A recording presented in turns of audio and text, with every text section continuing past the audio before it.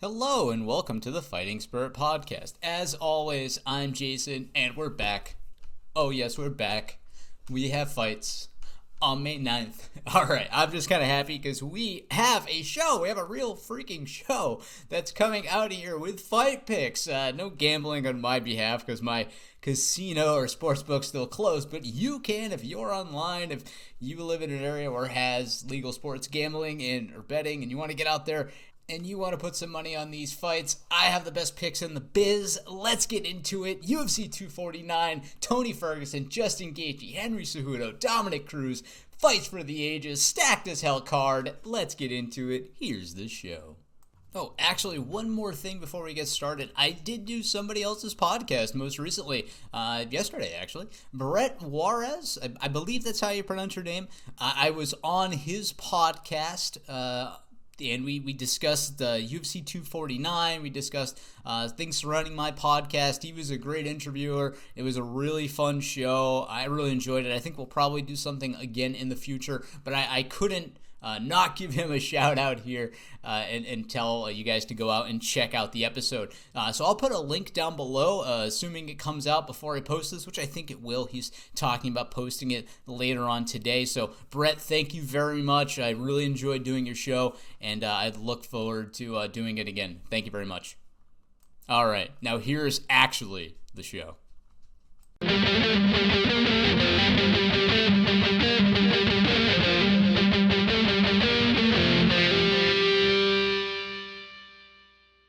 All right, before we get into the main event here of Tony El Cucuy Ferguson taking on the Human Highlight Reel, or the Highlight. I preferred Human Highlight Reel. That was Dominic Wilkins' nickname when he played basketball for the Atlanta Hawks. Ages ago. Look up your 90s NBA kids to get a look at Dominic Wilkins. Anyways, before I get into it, I just want to say thank you to everyone that has kind of stuck with the show, that's continued listening to the stuff that I've put out, be it the MMA news show with your friend in the business, Kurt, or some of the liquor or beer reviews that I've done with my wife.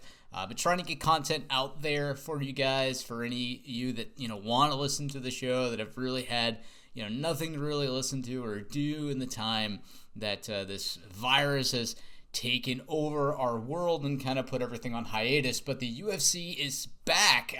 Whether or not you agree it should be back, I'm kind of happy that it's back because hopefully things are winding down here a little bit. We're starting to get better control of things. And while things still look a little bit grim, I think maybe there's a light at the end of the tunnel, even if that means living in a new normal and, wearing a face mask and everything else. But we're here for fight picks. Let's not talk about the state of the world. Let's talk about the fact that we do have fights. And I heard this on TV earlier, a couple days ago. This is actually the first major sporting promotion to come back in the age of coronavirus. There was a newscast that said NASCAR would be the first one back.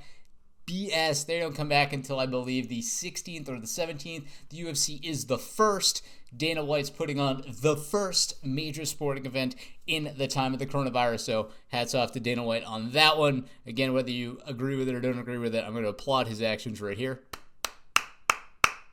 Definitely deserves a small round of applause for getting out there and putting on a stacked as hell card.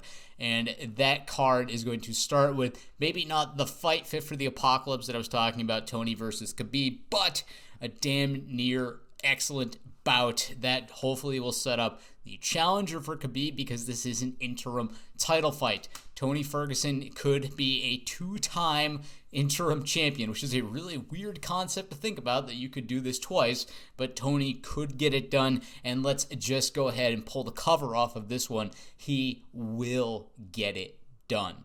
Tony Ferguson is going to be your victor in this one. I believe that Tony has the most pathways to victory, and this is a fight all about pathways to victory. We're not talking about Tony's skill set versus Khabib's, where, can Tony do things off his back because he knows he's going to be taken down? No, it's not about that. This is about the fact that Justin Gaethje is a little one-dimensional in the octagon.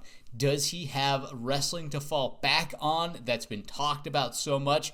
Abso-freaking-lutely. He definitely has that, but we've never seen it. We've never seen him shoot a single takedown. He has a super high striking output, a super high strike absorption rate, and Gaethje gets hit. He likes to get hit. He likes to throw it back at you, but he does not like to put guys on their back.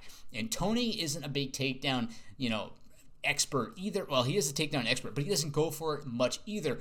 But it's still in his back pocket, and Tony at least has executed those takedowns in the octagon before. He's sharpened that tool set inside the cage, and it's there if he needs it. I don't know where Gaethje stands. So when I talk about pathways to victory, to get back to that for a second, I think that Tony can just as much beat him up on the feet, hit him with great strikes and elbows, get him to the mat, use his superior submission skill, which is something we know Gaethje doesn't have. Gaethje is not a submission expert, let alone a takedown expert, so if he does bother to take him down, will Gaethje be proficient anyway? I do not think so.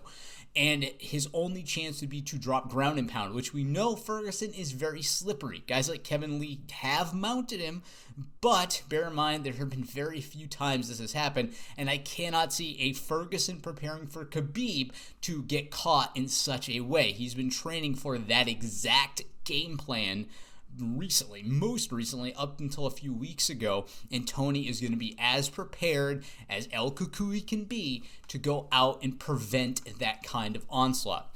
Now, that's not to say Gaethje could not connect on Tony. Tony has a problem, and this has come about in every one of his fights, especially like the Lando Venata fight. He gets hit. He gets hit early. Tony has to find a groove. He's not quite Cowboy level of has to find a groove or go in there motivated, but he does take some shots in order to get going. Look at the Pettis fight. He definitely ate a few good ones. Kevin Lee fight, he ate a few good ones, and then he's the master of the comeback. He's Rocky style. He gets out there and he wins, but the problem is Gaethje puts guys away. His knockout rate is exceptional. Right, he basically, I think he's won every fight via knockout, if I'm not mistaken. Let's go ahead and just confirm that. No, he does have one submission and 2 decisions, but 18 KOs over his 21 wins. I'd say that's pretty goddamn proficient 86% of the time that he goes out and wins. And he's only ever been knocked out or TKO'd in his 2 losses, Poirier and Alvarez. So, he definitely could put it on Tony, and he does have a puncher's chance out there to go ahead and knock Tony out. It's entirely possible. Tony rides or dies on his chin being there because he gets hit fairly often, and if his chin is not quite there, Gaethje, the human highlight reel, can definitely take advantage of that and put him on his ass and ground and pound his way to victory. I can see a small percent chance that Gaethje finds the target and Gaethje puts the lights out on Ferguson. All that being said, though, pathways to victory, be it on top position, on his back, throwing volume shots, being elusive, having good footwork, that's where Tony has it. Gaethje is not a big footwork guy. He's a pressure forward, right down the pipe guy, and Tony is going to be in and out on him. He's going to be coming at 45 degrees. He's going to be coming from the south. He's going to be coming from the north. And he's going to be Wang Chunging him up and down the entire octagon cage. And I think that ultimately he'll pick up a W here. I think it'll end up being a TKO late in maybe that 4th round. And we'll see how things play out. But I am selecting Tony El Cucuy Ferguson to be our 2-time interim champion in the UFC, where he will, for the dear love of God, please fight Khabib Nurmagomedov. That's the pick. All right, that takes us to our co-main event, where Henry the Messenger, the King of Cringe, Triple C, whatever you want to call him, is taking on Dominick Cruz. He went by the Dominator at one point, but I think just Dominick Cruz works pretty nicely for him these days. So, in this fight, I think a lot of this I think is the most divisive fight on the card. Gaethje, Tony, both camps have a reason to say either one will win, I think. But I keep seeing on Twitter that people think that Cejudo is going to just march right through Cruz. And I think you got to kind of take a step back. Yes, Cejudo's way more active, and he's fought for anybody that's come into the sport in like the last 5 years, right? You have to be kind of an OG MMA fan to even really know who Cruz is, or to be lucky enough to have seen him fight live. Now, I can't profess that I was back watching Cruz in the WEC days, but I saw him defeat Dillashaw. I saw him on his kind of second rise for sure, and then definitely knew about him going into those bouts and knew that he was a force to be reckoned with. The guy that really only had one loss at that point is his fight against Faber. He was damn near, he was undefeated in the UFC. Let's just not mince words about it. His only loss in the UFC in a title bout to Cody Garbrandt. And this guy has 135-pound GOAT status as far as I'm concerned. He's fought off the couch before. He says ring rust isn't a problem. He takes care of himself. And yes, he's a little fragile, a little bit brittle. And, his tenure as champion isn't really going to be a thing, I believe. However, I think that he's going to be able to beat Cejudo.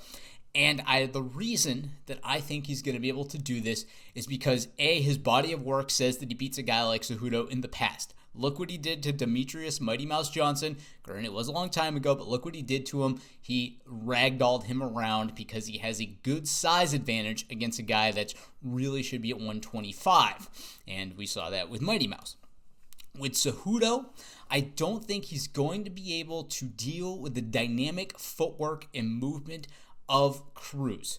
Cruz is so good at being elusive.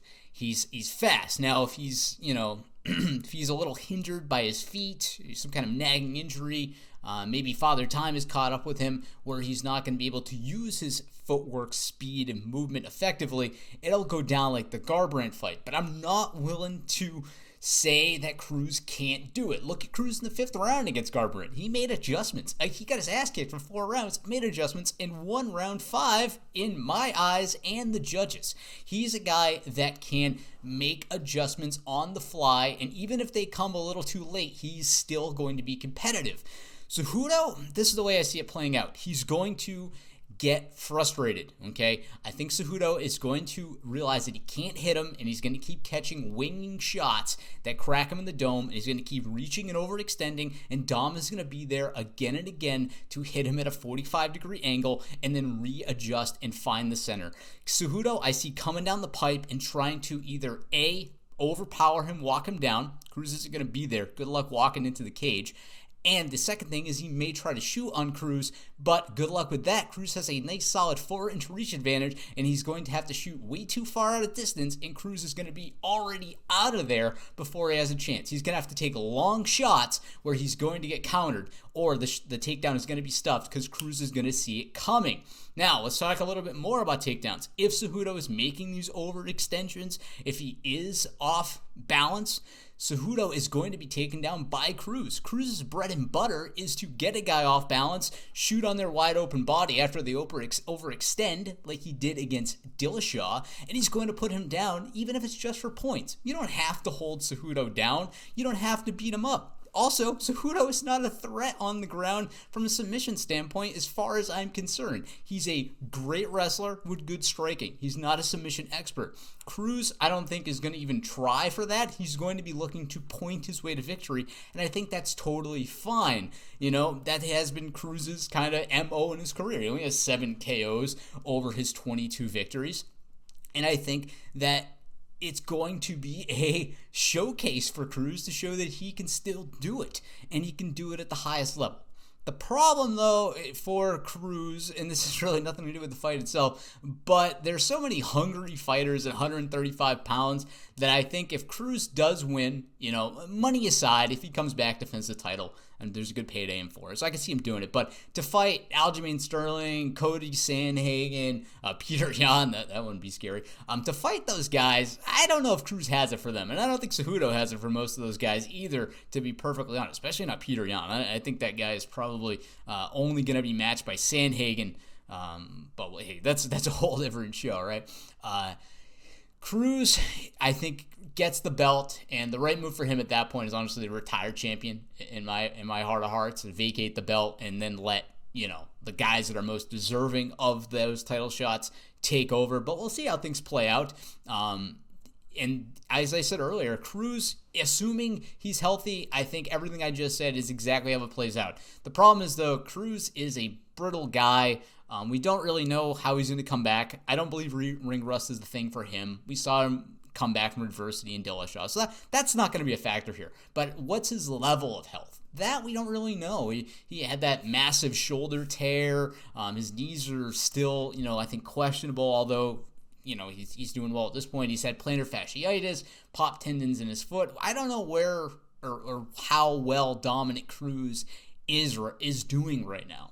I think he's doing pretty well. He's had a significant layoff. He's stayed active. You see him, he invests a lot of time, effort, and money into his body to keep it a well-oiled, fine-tuned machine.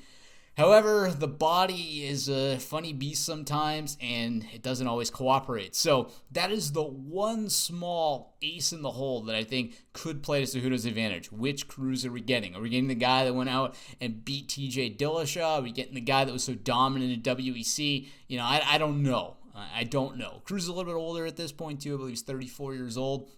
So there's a lot of questions here that will be answered on Saturday, but I believe Dominick Cruz gets it done, and he shuts down a little guy. And shout out to the little guys. I'm a little guy myself, so Cejudo and I are about the same size. So I'm not trying to crap on the little guys here. I should be a Cejudo fan, but I'm a numbers fan first and foremost, and Cruz wins on the numbers, and so that's why we're getting this color commentary on it. Cruz gets it done via unanimous decision.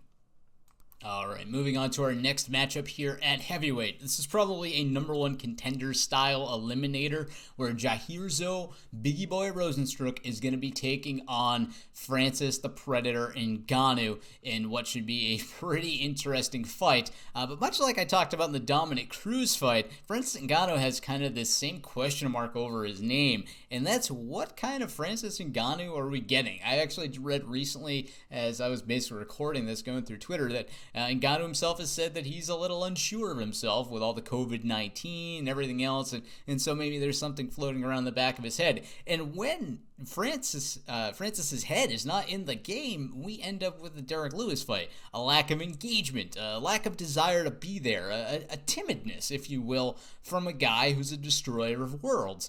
And if that's the kind of attitude he brings to this fight, I don't see how he wins. I think Rozenstruik really can bring the heat. Look what he did against Overeem. He was outboxed, outbeaten, and he still managed to pick up a KO victory and bring the heat and the pain. And a big desire to engage with a guy that was hurting him. So if Francis's head is not in the game, I don't know if he wins. Now, numbers, that's easy. All the numbers point to Ngannou. Right? He's definitely your odds-on favorite. He's the guy everybody's choosing. But I think for me to sit here and tell you that his pick is in stone, that he's going to go out and knock Rozenstruik out, and I'm not saying it can't happen, but I'm just saying, have in the back of your mind that Francis Ngannou, when his head's not in the game, he's not a big player, And so we'll see how things play out here. If it's going to be the Ngannou that we expect, I think honestly he knocks out Rozenstruik in the first round, but at the same time, don't be surprised. Rozenstruik swings heavy hands himself, and so if Ngannou has any kind of lapse in confidence here, I don't see Rozenstruik taking it easy on him and not, snapping opportunity, and going ahead and knocking him out or putting on him as heavy as he can. It's just one of those things where I'm just gonna say it right now. Don't put money on this fight. If this is a fight you're looking at because you think it's easy money for Ngannou, I'll eat my words if Ngannou does have a walk-off victory and kills him, and you can kind of yell at me all day about how I cost you money. But right now, let's take a look at the odds. I'm just gonna go here to one of the popular sportsbook websites here. And Ngannou is right now at minus 280. I don't know if it's worth a lot at minus 280. If it was a little bit closer to even, obviously Ngannou is definitely your odds-on favorite. I knew that before I opened this up. But I don't know if it's worth your money to go out and put 100 to win, bet 280 to win $100. I don't know if that makes sense. Or 10 to win $2.80, whatever you might want to say. So yeah, just keep that in the back of your mind. This is not a lock. Definitely don't parlay this one. I think there's just a lot of things up in the air with Ngannou. And maybe it's all part of the head games, right? Maybe he said that because he wants Rosenstruck to think that the full-on Predator will not be in the building that night. But take it all with a grain of salt. A lot of these easy fights, as sometimes I call them, I get wrong. And so I just want to be a little more honest than maybe I have been in the past about fights that seemed like they were, just no contest, really. Like the Mark Madsen fight. I thought he was going to steamroll in his last outing, and he took it to decision. He wasn't all there. So, anyways, we'll see what happens in this one. I am picking Francis Ngannou. It's still the smart pick. Just keep in the back of your mind. Grain of salt situation.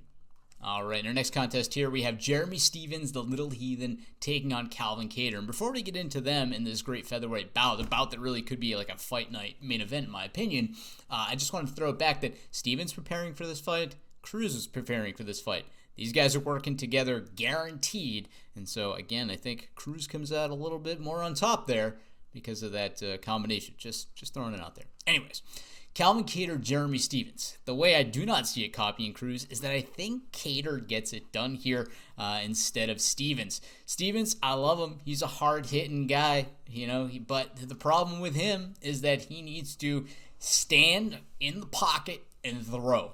Throw hard he will, but he needs to plant and throw. He is not somebody who has a lot of finesse in their striking, and I'm not saying he's not a good striker, but he's not going to hit you with a shot that you do not see coming. He has to plant and throw power shots. He's not a volume guy. He likes to go for the KO, and I think that's just in his DNA. He loves to be the violent destroyer of worlds and put it out with one quick shot.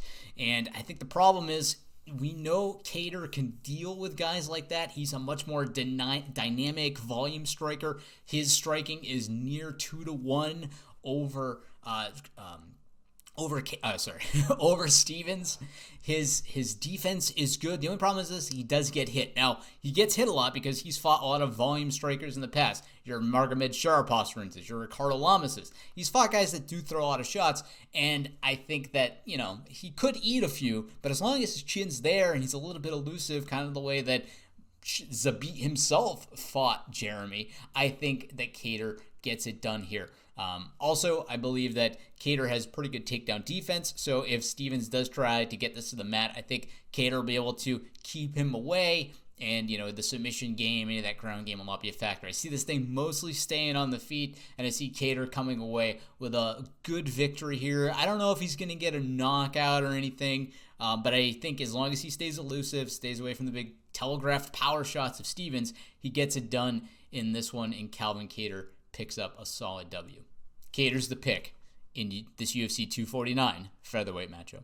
All right, next fight here, we have Greg Hardy taking on Yorgan De Castro. And so this one here is kind of interesting. We have Greg Hardy, and actually I talked about this in the podcast with Brett that I mentioned earlier at the top of the show. And maybe he might have actually brought this point up. But Greg Hardy, it looked like he was getting kind of some easy matchups to get used to fighting in MMA. And then he picked up the Volkov fight, and you thought, hey, this is his time. He's going to come up. He's going to now start fighting names. And instead, he's fighting a guy who's 1-0 in the UFC. A guy I believe is unranked. Who has one KO over Justin Tafa. And nothing against Yorgan De Castro, we just don't know his full body of work. I know that he's a lot smaller than Hardy, that he's not an NFL caliber athlete. Obviously, he swings big, heavy Cape Verdean hands, but can he defeat a guy with now the experience of Hardy? Even though Castro actually has more fights in his full resume. Actually, no, he doesn't have more fights. He just has more wins. He's 6-0, whereas Hardy is 5-2 and 1 no contest. But I think that Hardy's caliber of athlete, I think that, and Brendan Schaub talks about this, like you have a cheat code. Even if you're not the most competent guy in the world as far as MMA goes, you have a cheat code that you can access. You have that extra athleticism, explosiveness, dynamicism, mental fortitude, whatever it is that got you to your dance as a high-level athlete, especially in the NFL. And Yorgan De Castro, as much as he's kind of a hometowner for me, I lived in the city that he works. Shout out to Durfee High School in Fall River, Massachusetts, where Yorgan works. I used to live in that city myself, but I do not see him getting it done here. I think that Hardy is your winner all day, for better or for worse. Greg Hardy is not... He's a tough sell, I think, as a star. And the UFC wants him to be a star, but he's a tough sell. He obviously has his records with domestic violence, everything else, and, I've said in the past that I really would like us to all move past that and he can prove himself. But the guy also keeps screwing up in the cage too, his USADA approved inhaler and stuff. So I got to see more out of the guy, really. But I want to like him. I'll be honest, I want to like him. I want to believe that he can move on as a person, that he can become better. I want to believe all those things. I want to believe those things about everyone, to be perfectly honest. And Greg Hardy's no exception. So I want him to succeed. I want him to be a star. I just don't want him to be a shitty human being in the process. I don't want him to be John Jones at heavyweight. I don't want to hear about police stories with him. I want to hear that he's moved on, that he's a better person now for everything that he's encountered in his life. And, if he can do that at the same time he's winning, I'm more than happy to get on the Greg Hardy train, because we can improve and get better as people. Anyways, picking Greg Hardy in this one, I think that he has the skills to pay the bills. He's got the toolkit. He'll get it done. In Jacksonville. He's the pick. And the hits just keep on coming, because in their next bout, we have Anthony Showtime Pettis, a former 155-pound champion, taking on Donald Cerrone, a former 155-pound top contender, in what will be a sequel to the bout where Anthony Pettis beat Cerrone on the way up for him to capture UFC gold. And at this one, I can see many ways how it will play out the same way, and I also can see how it may not play out the same way. So I think the first thing we have to talk about is the fact that Cerrone is not looking himself these days, right? He's had 3 losses in a row, and for whatever reason, against the best right now, he is not winning. McGregor, whether or not you want to say he's the best, I still think he's really, really high up there and one of the best, but he lost to him, lost to Gaethje, lost to Ferguson. Did beat Iaquinta and Alex Hernandez. Thought he was really back at that point, maybe could have fought for gold, and then he kind of just hits the slide. Now, Pettis, unfortunately for him, he's not the guy that makes the Wheaties box anymore. He's not that guy. I don't know what, happened to him. I don't know if it's mental, if it's the talent pool, if it's the fact USADA came in because they believe he's champion before our Reebok USADA days here. I don't know what the deal is for Pettis. Still training at the same gym, still looks good on occasion, still seems to have a very high skill set. Look what he did to Wonderboy Thompson. He somehow gets an off the cage Superman punch and knocks him out. This guy does crazy stuff that you should not expect. And I think that Pettis here, assuming he's what we have now and not what we had in the past, I think that Cerrone gets it done. I think he avenges his loss. And if anybody deserves to avenge a loss right now, it's Donald Cerrone, a gamer of all gamers, a guy that will show up and fight off a bar stool with a Bud Light still in his hand. Sorry, a Budweiser. It's not a Bud Light man, I don't believe. Budweiser's still in his hand, and he'll get up and he'll kick your ass, or he'll at least try to. He will not back down from anybody that comes his way that's looking for a fight. And that's the kind of guy I can get behind. That's what the numbers support in this one. Cerrone's striking, I think, is honestly, at this point, higher level than Pettis. At one point, Pettis looked like a real, destroyer of worlds, but he's just not quite the same guy. He's getting hit a lot more. He's broken his hands in the cage. He's, got more scar tissue on his face. I think Cerrone's able to take advantage of that. And Pettis' ground game, I think, is actually outmatched by Cerrone. Cerrone has a huge ground game in his back pocket. He actually has more submissions than he has knockouts, even though Cerrone is known as a great striker. I think that, honestly, no matter where this fight goes, Cerrone has the advantage. The only thing, though, is that, we've seen this in the last 3 fights. If Donald isn't motivated, right, if Donald shows up and not Cowboy, if he's in the back and he doesn't want to be there, he's going to lose. And that's been the story of Donald Cerrone's career. Sometimes Cowboy shows up, and sometimes he doesn't. And from an outsider looking in, I don't know what the difference is. I speculate that it's honestly a drive and desire to really hurt the other guy. When Cerrone seems to respect his opponents, it almost comes off like he's a little scared of his scared of his opponents, and he takes losses at those points. I don't know if it's through respect or fear or what. He just doesn't want to be there. But when he really hates the guy, there was some issue with him and Mike Perry, right? The whole Jackson Wink gym thing. Alex Hernandez called him an old man. I Quit the Fight was maybe a little bit of a difference there where, I don't think there was a whole lot of beef. But he definitely didn't have any beef with Ferguson, Gaethje, or McGregor. He had nothing but respect for those guys, and he did not look very good. So we'll see what happens. It's 3 TKO losses in a row. I do not want to see Cerrone take another L because honestly, we're talking about retirement at that point. He last went on a 3-fight losing streak in 2017, and he did bounce back. The father time isn't knocking, and I don't think he'll be able to turn it around like he has in the past. So we'll see how things play out. I'm picking Cerrone. The numbers point that way because Pettis is on a slide. We'll see how things go. I am picking Cowboy Donald Cerrone in this matchup. It's not often that I can have kind of a full motivation going into each one of these fights. I don't really have to look at the stat sheet. I know enough about the guys, and we just keep going. It's just so fun. Anyways, we got Alexei Oleinik taking on Fabricio Werdum, and this one is really interesting. We haven't seen Werdum fight in quite some time, and Oleinik has, for his age, his advanced age in MMA years, has stayed really surprisingly active. It's really interesting to watch how this thing is playing out. And in this one, though, I think, honestly, Alexei Oleinik, the boa constrictor, I think that he gets it done against Werdum. I think that Werdum, for everything that he might have shown throughout his career, whether it's beating Kane or defeating, Fedor, right, the biggest win of his career, I don't think he quite has it anymore.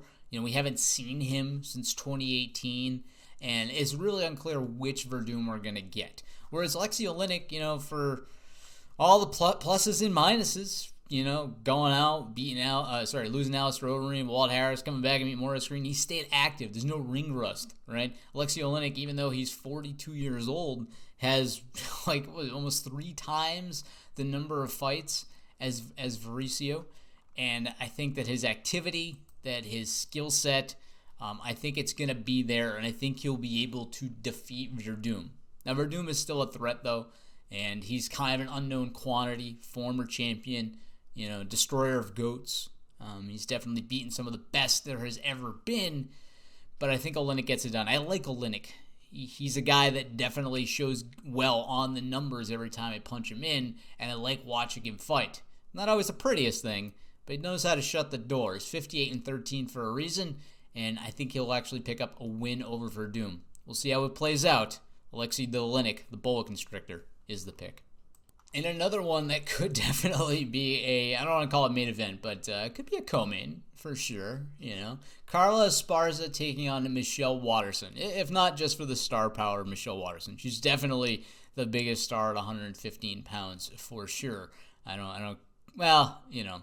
She's currently the biggest star. Weili Zhang will probably be a bigger star. She's from China. I'm sure her fan base is a lot bigger. Regardless, we have a great fight here and one that is oddly on the prelim. So when the cards are stacked, it just has to fall there. Michelle Waterson is taking on Carla Esparza in this one. And even though I'm talking up Michelle Waterson here, big star, fun fighter, karate hottie, right? Beautiful. I think, and not to sleep on Esparza, she's looking good herself.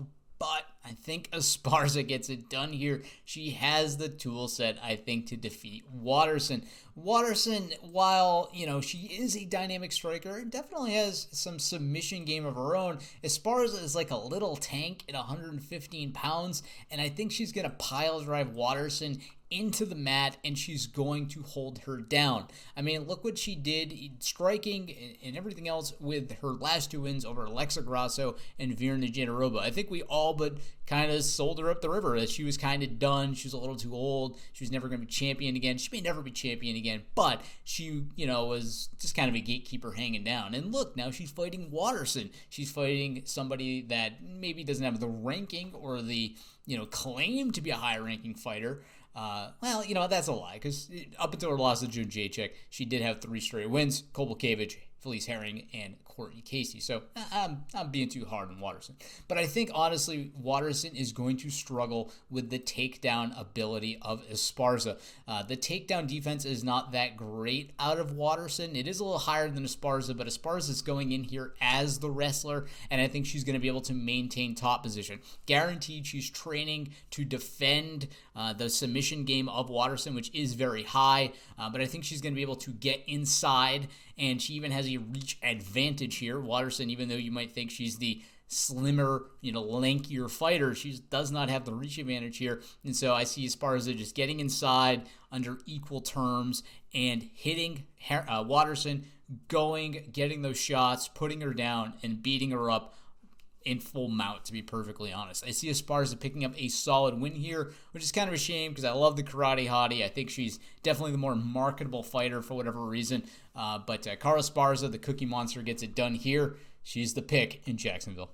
All right, moving on to our next bout here at middleweight. We are going to have Uriah Hall take on Jacare Souza. And this one is going to be interesting because we have Uriah Hall, who is actually looking pretty good these days, and we have Jacare not looking so good these days. So we have back-to-back wins for Uriah Hall, a guy who was kind of, hit and miss for a while, a guy who, had gone away for a little bit. I think somebody that we definitely forgot about, and is going to be taking on a fairly active fighter in Jacare. But the problem is Jacare just isn't looking himself these days.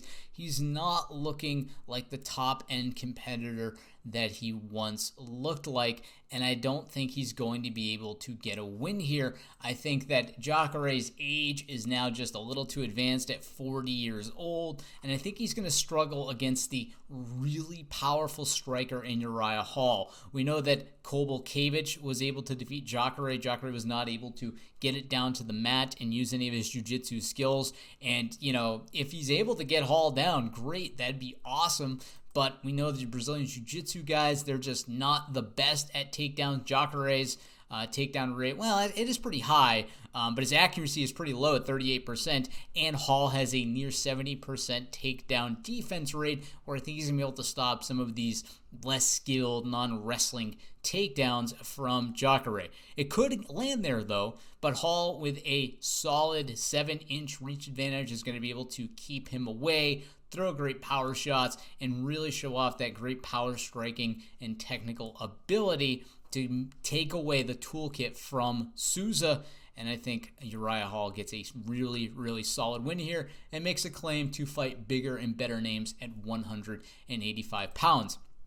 Like I said, Uriah Hall is a guy we kind of forgot about. In 2016, he fought Musasi. Then he fought once in 2017, got a win. Fought Paulo Costa in 2018, and then, Costa's kind of best of breed right now, and then comes back and beats two great guys. Antonio Carlos Jr., Shoeface, and beats Bevan Lewis. I think he's back. I think he's able to pick up a third fight win in a row, get a streak going, and challenge another guy at the top levels. We'll see how things play out on Saturday.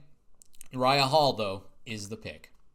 All right, in our next one, we are going to have Vicente Luque, the silent assassin, taking on an always fun fighter, Nico the Hybrid Price.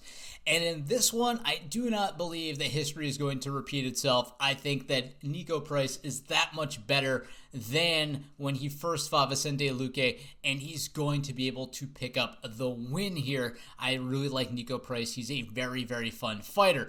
However, let's just keep in mind that technical striking, solid ground game, I think that Vicente Luque has that a little bit better than Nico Price. Nico Price is a little more one-dimensional in his striking only. He does have 3 submissions, but we never really see him showcase his submission work all that much. He's mostly a power shot kind of guy, and technical though he may be, he brings a kind of brawling, straightforward style that I think could be counteracted by Vicente's kind of smoother finesse style striking. But I think Nico's improved. I think that he's gotten a bit better. Granted, he's still kind of off and on sometimes. He beats Randy Brown, loses to Razik Al-Hassan, beats Tim Means, loses to Jeff Neal, and then he beats James Vick. But hey, who isn't really beating James Vick these days? It's just that he last fought Vicente Luque in 2017, and I think he's gotten a little bit better since then. He's got a little bit more experience.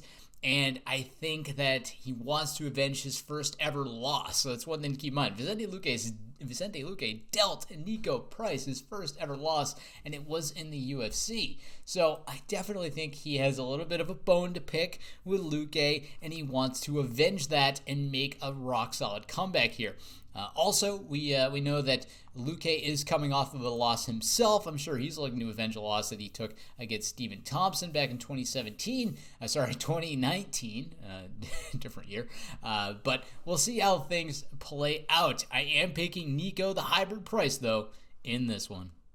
All right, in the next one here, we're going to have Charles Boston Strong Rosa taking on Bryce Thug Nasty Mitchell. And I hate his name, Thug Nasty, but Bryce Mitchell brings the skills to have whatever the hell name he wants. 9 submissions over his 12 wins, 3 decisions, never a KO or TKO, but no losses. This guy knows what he's doing and knows how to get it done on the ground. In fact, he has the second only twister in his last outing against Matt Sales, second only to Korean Zombie. And I think, honestly, even though Charles Rosa is a solid, competent MMA fighter with some ground game himself, trains over American Top Team, decent guy, kind of a hit and miss guy though, loses to Yair Rodriguez, beats Kyle Bochniak, loses to Shane Burgos, goes out, beats Manny Bermudez. But I ultimately believe that Mitchell is going to be too good at his young age for Rosa. I think that Mitchell is going to be an up-and-comer in the featherweight division, and I think he's going to be able to stamp his ticket by picking up a win against a solid, middle of the road. I hate to say middle of the road, but that's kind of what he is. Middle of the road fighter in Charles Rosa. Bryce Mitchell is our pick in this one. And finally, this is a kind of a long podcast for us. Usually I knock these out a little bit quicker. But in our last fight of the card, which is another one that definitely could be like a preliminary main event, Sam Alvey, smiling Sam Alvey, is taking on Ryan Superman Spann. And as much as I like, Sam Alvey, I definitely believe that he's just a little too over the hill for a guy like Superman Spann. We've seen Alvey go out, lose 3 in a row. Nogueira, Jim Crute, Kilsit Abreu, and Ryan Spann is looking really, really good. He's beaten Nogueira himself. He just took out Devin Clark, who is an amazing fighter. And as much as I like Alvey, Spann just looks all the business, hasn't had a loss since his first Dana White Contender Series bout in 2017. He's gotten better, hasn't lost since then, and he's put himself on the fast track to getting to the top of this 205-pound division. I think that the Superman gets it done here, fights a real name in Sam Alvey, and honestly, his stock only goes up from here. He's the better fighter. He's the younger fighter. He's a more dynamic fighter. He's the faster fighter. I think that he gets it done. Nothing against Sam Alvey, though. Great guy. He's not really that advanced in age, only 33. Some guys hit the decline earlier than others, and I think he's kind of on that decline with those 3 losses in a row, 2 of them being TKOs. And we know that Superman brings the heat with the striking, although his submission game is honestly just as tight, actually tighter, honestly, with 11 submissions over his 17 wins. Either way, we'll see how it plays out. I got the Superman, Ryan Spann, in this one. All right, so that brings us to the end of the show. Oh, man, I forget how long these things can go sometimes. My voice is a little bit, I think, out of practice. I definitely haven't spoken this long for quite some time, especially without any breaks. So let's go over them one more time. We got Ferguson, Hardy. These are actually out of order since I wrote them down. They're still good. Ferguson, Hardy, Price, Cater, Ngannou, Souza, Spann, Cruz, Cerrone, Esparza, Mitchell, and Olynyk to round things out. So just the order changed. I kind of had these already kind of written out, and then the card changed a few weeks back. And basically, I had crunched Gaethje and Ferguson weeks ago. And anyways, you don't need to know how I organize the information. But those are the fights. Those are the picks in whichever order you want to make them. So I am going to buy this card. I am going to watch it on May 9th. I'm really looking forward to it. I'm just looking forward to doing something that reminds me of how life used to be. And if nothing else, if you're listening to the show, I implore you to do the same. Even if you can't hang out with your buddies. Hell, do like a Zoom meeting. Watch a fight. Do something. Do something to make yourself feel like you're living a normal life. I can't implore that enough. Do something that feels fun, as I feel right now, every day just kind of blends one into the next. I'm working at home these days. I also sit at a computer to do other stuff. So a lot of my time is just spent sitting in front of a computer if it's not working out or doing anything else. So anyways, do something. Have fun. Bet on the fights. Strap yourself into that emotional roller coaster that is sports. Gambling responsibly. Don't get too crazy. I do talk about that on my podcast with Brett. Bet a couple of bucks. You'd be surprised how thrilling $5 to $10 will feel. It feels just like $1,000. I promise. I promise. The sensation will be no different.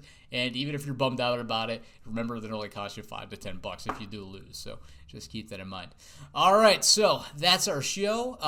The link down below for Brett's show that I was on will be there. You know how to get in touch with us, fightingspiritpodcast at gmail.com. If you're a new listener, if you're a current listener, whomever, if you want to get out there and support the show, we have a Patreon as well. Please get on there. I'm going to give some betting tips here in the next couple of hours or days for the fights that I like the most on this card. And you also have those other tiers as well, like you can buy advertising space or get a shout out basically on the show. So check that out if you want to support the show for $1 or a monetary amount that makes the most sense to you. We also are on YouTube, Spotify, your podcast platforms of choice. Please get out there, spread the love, like our Facebook page, follow me on Twitter at MMA Fight Pick 01. Just follow and support, and just know that I appreciate every single one of you out there that is listening, and I'm really happy to go out and provide this content for you, and also provide me your feedback. If you disagree, you think I'm an idiot and I got all of these absolutely wrong, let me know down in the comments section. Send me an email. I am more than happy to read anything on air. And so until I speak with you again next time, I'm happy to say it again, we're moving past happy living. Happy fight picking.